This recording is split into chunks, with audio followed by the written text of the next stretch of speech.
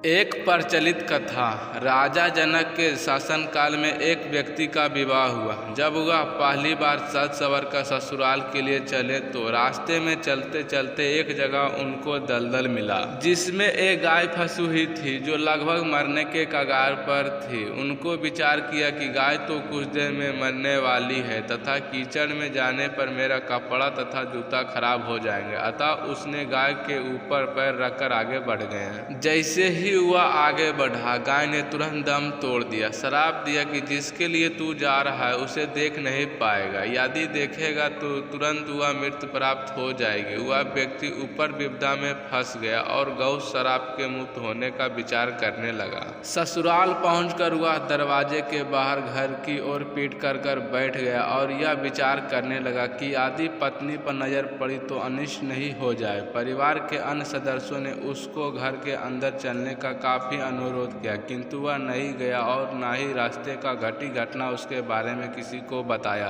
उसकी पत्नी को जब पता चला तो उसने कहा कि चलो मैं ही चलकर उन्हें घर के अंदर लाती हूँ। पत्नी ने जब उसे कहा कि आप मेरे ओर देख क्यों नहीं रहे हो, तो भी वह चुप रहा। काफी अनुरोध करने पर उपरात उसने रास्ते का सारा विवरण सुनाया। पत्नी ने कहा कि मैं भी पतिव्रता स्त्री हूँ, ऐसा कैसे हो सकता है, आप मेरे ओर अवश्य देखें। पत्नी की ओर देखते ही उसकी आंखों की रोशनी चली गई और वह गाय की श्रापवश पत्नी को नहीं देख सका। पत्नी पति को साथ लेकर राजा जनक के दरबार गई और सारा कहा सुनाया। राजा जनक के राज में सभी विद्वानों को सभा में बुलाकर समस्या बताई और गौ श्राप के निवृत्ति का सटीक उपाय पूछा। सभी विद्वानों ने आपस में मंत्रण करके एक उपाय सुझाया कि यदि कोई पतिव्रता स्त्री छलनी में मोम गंगा जल लाकर उस जल के छिड़े तो इस व्यक्ति का दोनों आंख पर लाया गया तो गौ श्राप से मुक्ति मिल जाएगी और इसकी आंखों की रोशनी पुनः लौट सकती है। राजा ने पहले अपने महल के अंदर की रानियों की सहित सभी स्त्रियों से पूछा तो राजा को सभी को पतिव्रता होने का संदेह की सूचना मिली। अब तो राजा जनक चिंतित हो गए। तब उन्हें आसपास के सभी राजाओं के सूचना भेजी कि उनके राज्य में यदि कोई पतिव्रता स्त्री हो तो उसे सम्मान सहित राजा जनक के दरबार में भेजा जाए। जब यह सूचना राजा दशरथ अयोध्या नरेश को मिली तो उसने पहले अपने सभी रानियों से पूछा। प्रत्येक रानी का यही उत्तर था कि राजमहल तो क्या, आप राज्य की किसी भी महिला के यह तक झाड़ू लगाने वाली जो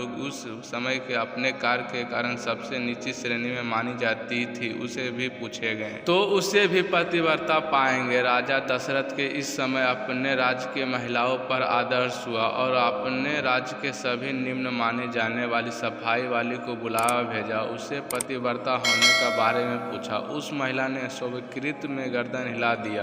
तब राजा ने यह देखने के लिए कि अयोध्या का राजा सबसे उत्तम है, उस महिला को ही राजा सम्मान के साथ जनकपुर भेज दिया। राजा जनक ने उस महिला को ही पूर्ण राजसी ठाट बाट से सम्मान किया और उसे सम्मान बताया। महिला ने कार्य करने के लिए स्वीकृति दे दी। महिला छलनी लेकर गंगा किनारे गई और प्रार्थना की, हे गंगा माता, यदि मैं पूर्ण पतिव्रता हूँ तो गंगा जल की एक बूंद भी नीचे नहीं गिरनी चाहिए। प्रार्थना करके उसने गंगा जल की छलनी में पूरी भर लिया और पाया गया कि गंगा जल की एक बूंद भी नीचे नहीं गिरी।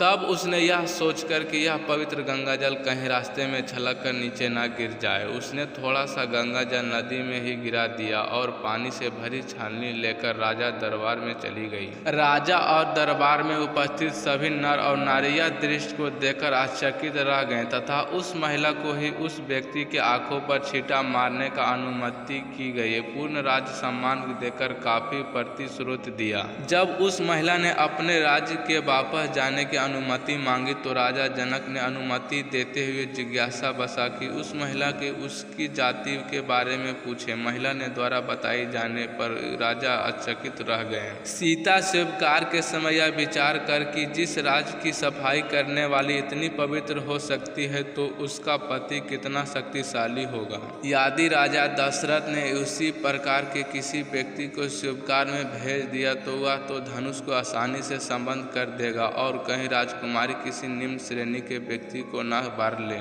इस वजह से राजा जनक ने अयोध्या नरेश को सीता के स्वीकार में निमंत्रण नहीं भेजा, किंतु विधाता के लिखने का कौन मिटा सकता है।